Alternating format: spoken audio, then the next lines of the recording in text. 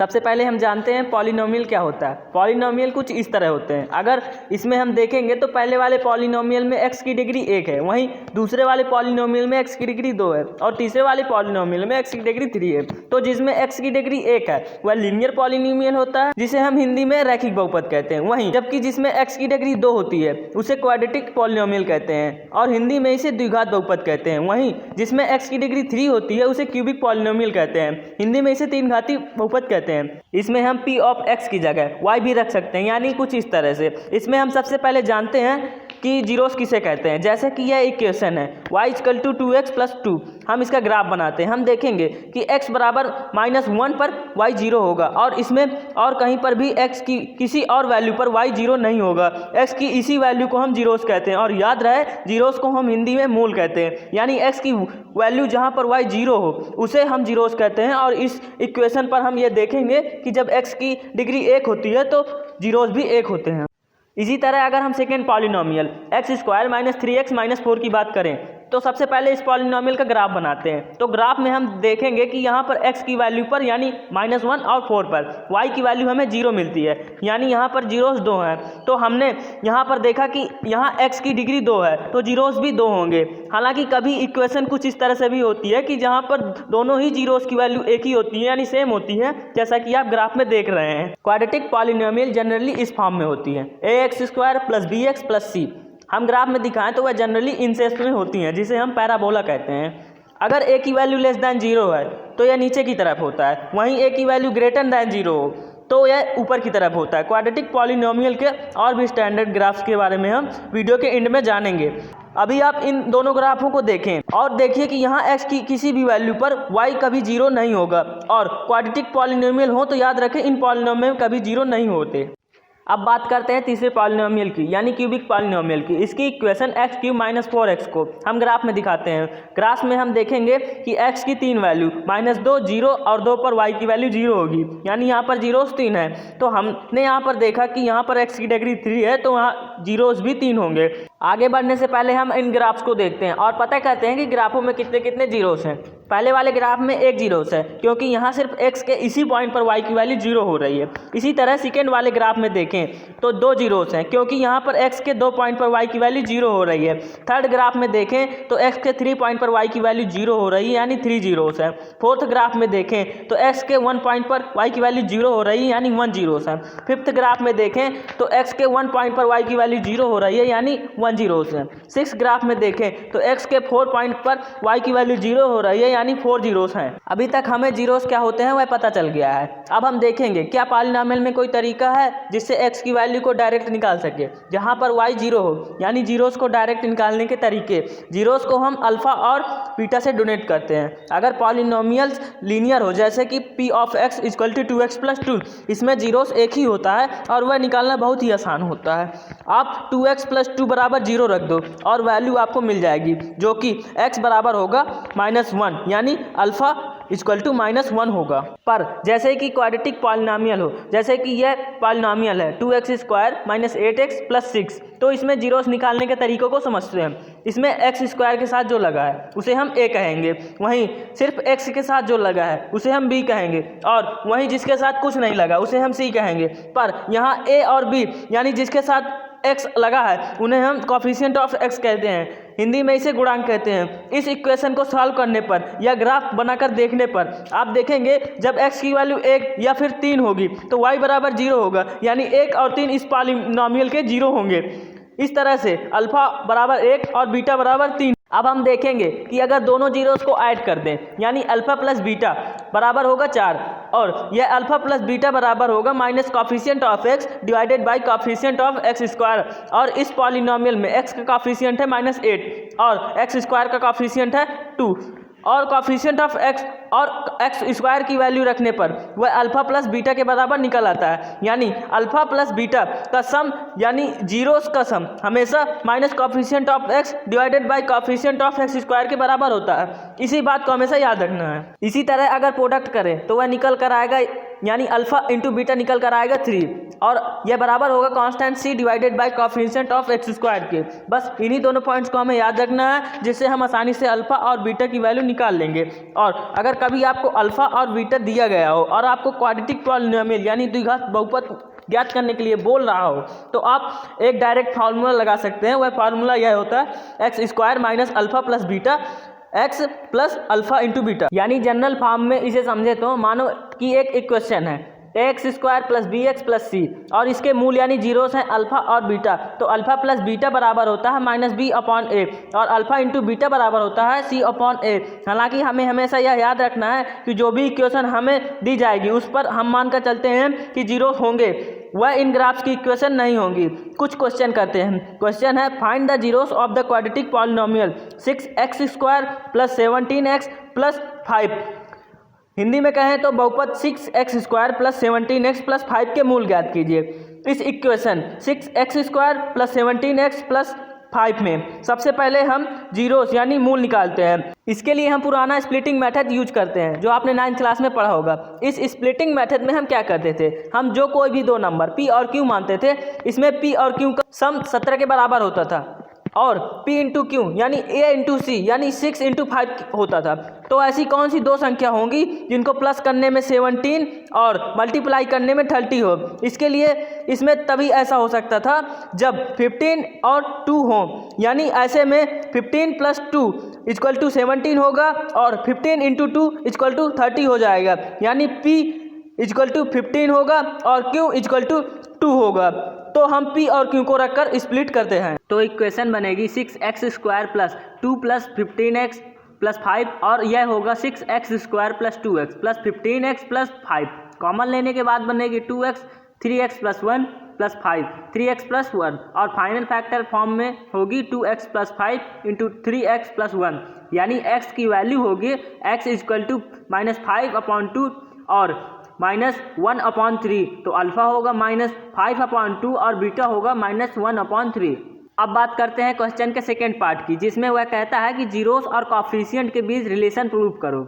और इक्वेशन से हमें यह पता है a equal to 6 b equal to 17 और c इक्वल टू 5 है, यानी अल्फा प्लस बीटा होगा -5/2 प्लस -1/3 और अल्फा प्लस बीटा बराबर होता है -b/a, जो कि सही है। वहीं अल्फा इंटू बीटा होगा -5/2 इंटू -1/3, यानी बराबर होगा 5/6 और अल्फा इंटू बीटा बराबर होता है c/a, यानी यह भी सही है। अब वह क्वेश्चन करते हैं जिसमें अल्फा बीटा की रिकॉर्डिंग वैल्यू दी गई है और आपको इक्वेशन फॉर्म करने को बोल रहा है। क्वेश्चन है find a quadratic polynomial the sum and product whose zeros are -3 and 2 respectively.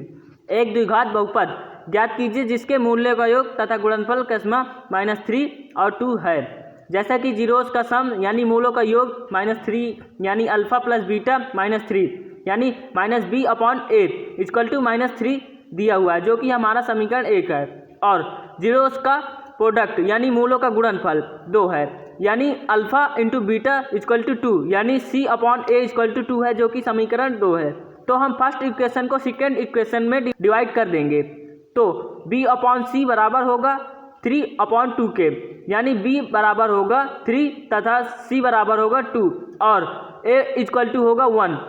और हमें मालूम है पॉलिनोमियल इक्वेशन होती है ax square plus bx plus c equal to 0 के रूप में। तो a, b और c की वैल्यू रखने पर हमें इक्वेशन मिलेगी x square plus 3x plus 2 equal to 0, जो कि आंसर है। इसको हम डायरेक्ट भी कर सकते हैं। वह तरीका होता है जब भी हमें जीरोस यानी मूलों का सम और प्रोडक्ट दिया गया हो, तो इक्वेशन होती है x square minus alpha plus beta x plus alpha into beta, यानी हमें अल्फा प्लस बीटा तथा अल्फा इंटू बीटा की वैल्यू रखने पर इक्वेशन मिल जाएगी। अब बात करते हैं क्यूबिक पॉलिनोमियल के जीरोस यानी मूलों को निकालने की। ax cube plus bx square plus cx plus d, यह जनरल क्यूबिक पॉलिनोमियल होता है। जैसे कि क्यूबिक पॉलिनोमियल में x की डिग्री 3 है तो इसके जीरोस यानी मूल भी 3 होंगे और उन्हें हम अल्फ़ा, बीटा और गामा कहेंगे। और अल्फ़ा प्लस गामा बराबर होता है -b/a के, और alpha into beta plus beta into gamma plus gamma into alpha बराबर होता है c/a के, और alpha into beta into gamma बराबर होता है -d/a के। वहीं अगर आपको कभी अल्फ़ा, बीटा, गामा क्वेश्चन में देता है और आपसे पूछता है इसको क्यूबिक पॉलिनोमियल की फॉर्म में बदलो, तो उसका फार्मूला होता है kx³ minus alpha plus beta plus gamma x² plus alpha into beta plus beta into gamma plus gamma into alpha x plus alpha into beta into gamma. इसको एक example से समझते हैं, जैसे find a cubic polynomial with the sum of zeros, sum of the product of its zeros taken 2 at a time and the product of its zeros as 2, -7, -14 respectively। Hindi में इसे कहे तो एक त्रिघात बहुपद ज्ञात कीजिए जिसके मूलों का योग मूलों के गुणनफल का योग एवं मूलों का गुणनफल क्रमशः 2, -7, -14 है। जैसे कि क्वेश्चन में दिया गया है जीरोस का सम यानी मूलों का योग 2 है, alpha plus beta plus gamma बराबर 2 के है, और जीरोस के प्रोडक्ट का सम यानी 2 at a time बराबर -7 यानी alpha into beta plus beta into gamma plus gamma into alpha बराबर -7 के है, और जीरोस के प्रोडक्ट यानी मूलों का गुणनफल बराबर -14 यानी alpha into beta into gamma equal to -14 के है। और हमें पता है कि जब हमारे पास जीरोस पता हो तो क्यूबिक पॉलिनोमियल होता है kx³ minus alpha plus beta plus gamma x² plus alpha into beta into gamma plus gamma into alpha x minus alpha into beta into gamma. सभी की वैल्यू रखने पर पॉलिनोमियल होगी kx³ minus 2x² minus 7x plus 14, और k इसमें constant है। अब हम बात करते हैं डिवीजन एल्गोरिथम के बारे में। हिंदी में इसे विभाजन एल्गोरिथम कहते हैं। इसके यूजेस के बारे में बाद में जानेंगे। पहले देखते हैं कि पॉलिनोमियल को भाग कैसे देते हैं किसी दूसरे पॉलिनोमियल से। स्टेप बाय स्टेप समझने के लिए एग्जाम्पल उठाते हैं। जैसे मैं आपको अगर 485 को 2 से डिवाइड करने को कहूँ तो आप इसको करने के लिए सबसे पहले ऐसे लिख देंगे, फिर आप 485 में फर्स्ट टर्म 4 को उठाएंगे और फिर वह नंबर पता करेंगे जिससे 2 को उससे मल्टीप्लाई करने पर 4 आए, पर 4 से अधिक न आए। यहाँ पर वह नंबर होगा 2 और इस 2 को हम क्वोशंट में लिख देंगे। फिर 4 को 4 से माइनस करने पर हमें 0 मिलेगा। अब हम नेक्स्ट डिजिट 8 को उतार लेंगे, फिर हम वह नंबर पता करेंगे जिससे 2 को मल्टीप्लाई करने पर 8 आए, पर 8 से अधिक नहीं। यहाँ पर वह नंबर होगा 4 और इस 4 को हम क्वोशंट में लिख देंगे। फिर 8 को 8 से माइनस करने पर हमें 0 मिलेगा। अब हम नेक्स्ट डिजिट 5 को उतार लेंगे, फिर हम वह नंबर पता करेंगे जिससे 2 को मल्टीप्लाई करने पर 5 आए, पर 5 से अधिक नहीं। यहाँ पर वह नंबर होगा 2 और इस 2 को हम क्वोशंट में लिख देंगे। फिर 5 को 4 से माइनस करने पर 1 मिलेगा। अब 1 और 2 से छोटा है इसलिए यहीं तक सॉल्व होगा। और हम जानते हैं डिवाइडेंट बराबर होता है divisor into quotient plus reminder, यानी 485 इक्वल टू होगा 2 इंटू 242 प्लस 1। यानी हमने यहाँ पर देखा कि 485 की हर एक टर्म को बारी बारी से उठाकर 2 से डिवाइड किया और उसी के अकॉर्डिंग क्वोशंट लिखते गए। बस यही प्रोसेस हमें पॉलिनोमियल्स को डिवाइड करने में भी लगाना है। उदाहरण के लिए x² plus 2x plus 2 divided by x, जैसे कि यह पॉलिनोमियल है, इसे x से डिवाइड करना है। सबसे पहले आप x² प्लस 2x प्लस 2 से फर्स्ट टर्म x² को उठाएंगे और फिर वह x डिजिट पता करेंगे जिससे x को उससे मल्टीप्लाई करने पर x² आए। यहाँ पर वह डिजिट x होगा और इस x को हम क्वोशंट में लिख देंगे। फिर x² को x² से माइनस करने पर हमें 0 मिलेगा। अब हम नेक्स्ट टर्म 2x को उतार लेंगे, फिर हम वह x डिजिट पता करेंगे जिससे x को मल्टीप्लाई करने पर प्लस 2x आए। यहाँ पर वह होगा 2 और इस 2 को हम क्वोशंट में लिख देंगे। फिर 2x को 2x से माइनस करने पर हमें 0 मिलेगा। अब हम नेक्स्ट टर्म 2 को उतार लेंगे, पर यह x की टर्म नहीं है इसलिए यह रिमाइंडर ही रहेगा, आगे डिवाइड नहीं होगा। यहाँ पर हम यह भी कह सकते हैं कि 2 में x की डिग्री 0 है जबकि x में डिग्री 1 है, यानी रिमाइंडर छोटा है इसलिए डिवाइड नहीं होगा। इसमें नेक्स्ट एग्जांपल लेते हैं x³ plus 1 divided by x plus 1। तो आप इसको करने के लिए सबसे पहले ऐसे लिख लेंगे, फिर इसको भी इसी तरह करना है। बस याद रखें हमें सिर्फ x की टर्म को ही कंपेयर करना है। सबसे पहले आप x³ प्लस 1 से फर्स्ट टर्म x³ को उठाएंगे और फिर x डिजिट पता करेंगे जिससे x को उससे मल्टीप्लाई करने पर x³ आए। यहाँ पर x डिजिट होगा एक्स स्क्वायर और इस एक्स स्क्वायर को हम क्वोशंट में लिख देंगे। फिर इस एक्स स्क्वायर को x+1 से मल्टीप्लाई करेंगे और यहाँ पर लिख देंगे। माइनस करने पर एक्स क्यूब को एक्स क्यूब से 0 मिलेगा। बाकी टर्म को x की डिसेंडिंग ऑर्डर में उतार लेंगे और फिर x डिजिट पता करेंगे जिससे x को उससे मल्टीप्लाई करने पर -x² आए। यहाँ पर वह x डिजिट होगा -x और इस -x को क्वोशंट में लिख देंगे। अब x² को x² से माइनस करने पर हमें 0 मिलेगा। बाकी टर्म्स को x की डिसेंडिंग ऑर्डर में उतार लेंगे और फिर x डिजिट पता करेंगे जिससे x को उससे मल्टीप्लाई करने पर +x आए। यहाँ पर वह डिजिट 1 होगी और इस 1 को हम क्वोशंट में लिख देंगे। माइनस करने पर रिमाइंडर 0 आएगा। यहाँ याद रहे रिमाइंडर आने का मतलब होता है कि इस पॉलिनॉमियल में जीरोस यानी मूल हैं। जब रिमाइंडर जीरोस नहीं आता तब इसका मतलब है उसमें जीरोस यानी मूल नहीं है। डिवीजन एल्गोरिथम का यूज तब किया जाता है जब हमें ऐसी पॉलिनॉमियल दी जाती है जिसके साथ कोई ना कोई एक जीरोस यानी एक मूल बताया जाता है और वह कहता है कि बाकी के अन्य जीरोस यानी मूल ज्ञात करो। जैसे कि क्वेश्चन है, find all the zeros of 2x⁴ -3x³ -3x² + 6x - 2 if you know that 2 of its zeros are √2 and -√2।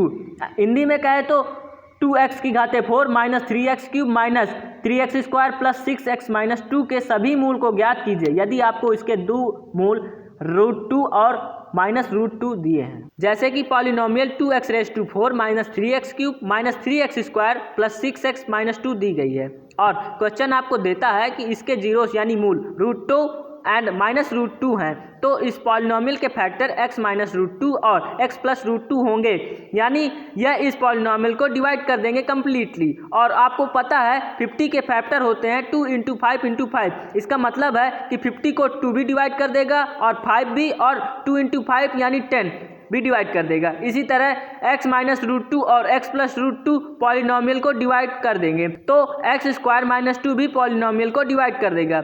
इसी का यूज हम करेंगे ताकि थर्ड फैक्टर भी हम निकाल पाएँ। और अगर आप डिवाइड करेंगे तो आपको क्वेश्चन में 2x² - 3x + 1 मिलेगा। तो हम इक्वेशन को ऐसे भी लिख सकते हैं 2x⁴ -3x³ -3x² + 6x - 2 = x² - 2 × 2x² - 3x + 1। और हम 2x² - 3x + 1 को स्प्लिट मेथड से और फैक्टर निकाल लेंगे और वह निकल कर आएंगे 2x - 1 × x - 1, यानी रेस्ट 2 जीरोस की वैल्यू होगी 1/2 और 1। सभी जीरोस होंगे √2 -√2 और 1/2 और 1। अब हम बात करते हैं क्वाड्रेटिक पॉलिनॉमियल के ग्राफ के बारे में। हमने आपको बताया था कि अगर कोई इक्वेशन इस तरह से है ax² + bx + c, तो उसका ग्राफ या तो अपवर्ड साइड होगा या फिर डाउनवर्ड साइड, और वह पैराबोला के शेप में होगा। अगर a की वैल्यू >0 है तो ग्राफ अपवर्ड साइड होगा, वहीं अगर a की वैल्यू <0 है तो ग्राफ डाउनवर्ड साइड होगा। अपवर्ड साइड की ग्राफ की बात करते हैं। इसमें अगर b² - 4ac = 0 है तो इसका ग्राफ इस तरह से होता है और इसमें एक ही जीरोस यानी मूल होता है। वहीं अगर b² - 4ac > 0 है तो इसका ग्राफ इस तरह से होता है और इसमें 2 जीरोस यानी मूल होते हैं। वहीं अगर b² - 4ac < 0 है तो इसका ग्राफ इस तरह से होता है और इसमें कोई भी जीरोस यानी मूल नहीं होते हैं। अब डाउनवर्ड साइड ग्राफ की बात करते हैं। इसमें अगर b² - 4ac = 0 है तो इसका ग्राफ इस तरह से होता है और इसमें एक ही जीरोस यानी मूल होता है। वहीं अगर b² - 4ac > 0 है तो इसका ग्राफ इस तरह से होता है और इसमें 2 जीरोस यानी मूल होते हैं। वहीं अगर b² - 4ac < 0 है तो इसका ग्राफ इस तरह से होता है और इसमें कोई भी जीरोस यानी मूल नहीं होते हैं। वाई नॉट ऐप को आप ज़रूर डाउनलोड करें। इसमें आपको बहुत से अच्छे लेसन्स और टॉपिक्स मिलेंगे जिनसे आपको तैयारी करने में बहुत अच्छी मदद मिलेगी।